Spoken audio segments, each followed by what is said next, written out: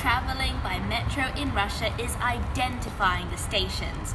Now in both Moscow and St. Petersburg, the metro stations are easily recognizable by this M sort of letter on top of the door.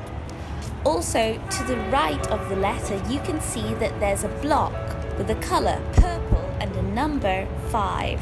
So both the color and the number stand for the line which the metro station is on. So this metro station, Chkalovskaya, is on line 5, or alternatively, the purple line. There's always metal detectors here and security guards, and if you do have big bags, or if you're a male, they will tend to stop you and just sort of check the bags. They'll send you to an x-ray room, which is over there. It's just a quick procedure, no need to stress or anything like that. They tend to be very friendly. I'm joking, but no, they won't beat you up or anything like that. They won't smile, but they won't do anything bad. Now we're inside the metro, we've got to buy a token, or in Russian it's called jeton. So you can buy them from these machines, and they do switch to English there, all very easy. Or you can buy it from a lady in a little counter there. And as you can see, there's no queues to the machines, but there's always a queue to the lady at the counter. And that's really just for no reason apart from the fact that Russians enjoy speaking to people. Next to the ladies at the counters here, you can see there's a board, and it's all written in English on one side, where it has all the prices. It can seem a little bit confusing. I mean, look how big it is. But basically, you've got two main options. Either the Podoroshnik for St. Petersburg only, and that card costs 60 rubles to get, which is like $1. And then when you travel on it, it will first cost 55 rubles for a ride, and then the price will get lower each time. You can, if you want, buy, like, say, and make a deal. So 10 trips in 7 days, here it is. And then, of course, it will cost you 37 rubles per ride. So it is quite a bit of savings. So I think it's worth getting the card. And especially if you're going to Moscow and St. Petersburg, you can get a Podorozhnik for the two cities. So you can just say Podorozhnik dva goroda, or two cities, say Moscow, St. Petersburg. And it costs 60 rubles as well, and the price per ride is the same, but then you can also use it in Moscow. So I would suggest getting that. But you know, if you're only staying in St. Petersburg for a week, it probably isn't worth it getting a Podorozhnik. I mean, you can use them on the buses and tramway, so it isn't just for the metro. But personally, I don't think it's worth sort of getting the extra plastic card and messing around. I just get a token each time. So now here we can buy tokens. So buy tokens. Oh wait, buy tokens. And then you can choose the amount of tokens you want. It's the same, so just buy however many you need. You don't get a discount if you buy 4, so 1 token. And then you can either pay with coins, or you can pay by cash. Unfortunately, they don't have a card reader here, but if you only have a card, then you can go pay there at the ladies. Another thing which you can do is you don't even need to buy a ticket or a card. If you have a Visa card, as you can see here, all you do is take your bank card and you put it against here, like so, and the gates will open. And now we're on St. Petersburg's famous escalators. They just go down forever and ever and ever. No, they don't really. It's not going eternally down to hell, but they do take around, 2-3 minutes. But as you can see with this guy running here, people just run down there, especially students and people like that. So if, they do actually shout at you if you run, but they can't punish you or anything like that. I don't think it's very dangerous. To be honest, I run all the time when I'm in a rush or I'm late. So yeah, you can go run along like that and just hold on to the handrail and you'll be fine. And as you can see as well, everyone stands to the right hand side so that people running down can go on the left. Same as you go up. Stand to the right so that people on the left can go.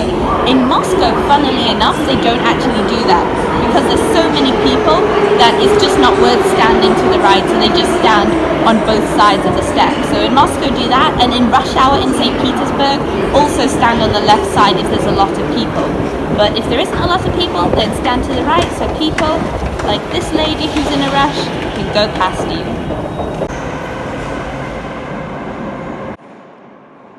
So you can see on the lamppost here, there's two sort of signs saying which stops the train is going to go to. So on one side we have Komendantski Prospect, so that is the last stop it makes.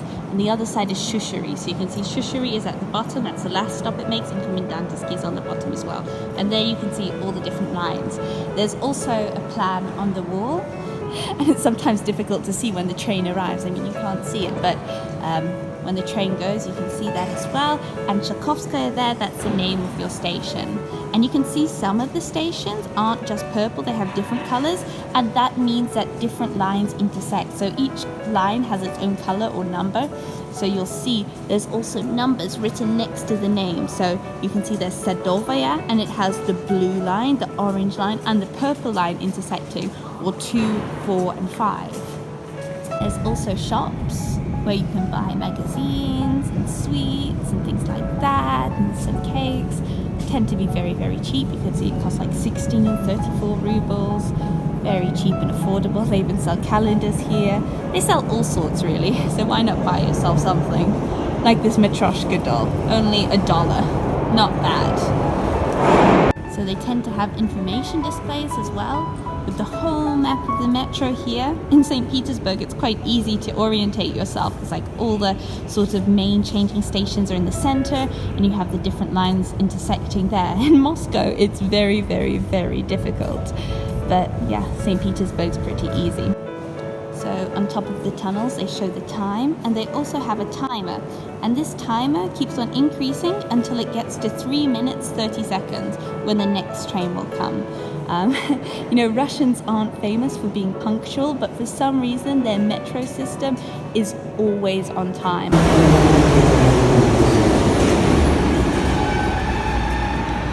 Okay, my train has arrived, so you just let people go past if there are any people coming out, but otherwise you just get on.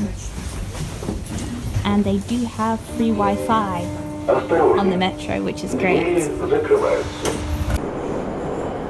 So you can see this train isn't anything special, just a few seats and some handrails. Some of them are really beautiful. Some of them come from the Soviet times, others are really, really modern, and they've got paintings inside and things like that. This unfortunately is just a normal one. You can see on top of the window they have a map of the line which I'm traveling on with all the station names on, and they are in English. Unfortunately, all the spoken announcements on the train are only made in Russian, so keep an eye out for the signs. Okay, now I'm here, I need to follow the red line, so I'm going to go to the right. It's all very simple. They've also got the names of the different exits, but I'm just going to follow the red line. Wow, and as so often happens in Russia, we've discovered a masterpiece underground. It's a mosaic of Peter the Great, and isn't it beautiful? And this is one of many treasures hidden underground in St. Petersburg's metro system. I mean, look, I've just transferred lines from the purple to the red line, and here we have a statue of the poet, Pushkin. Often the metro stations have different exits on different sides, and it will tell you which street the exit goes onto. So I need to go into Nevsky Prospect, the main street, so I'll go into this exit. But I could go all the way down there and exit onto Ligovsky Prospect. But I'm going to go up here.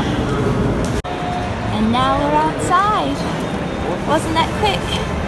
It only took about, 15 minutes?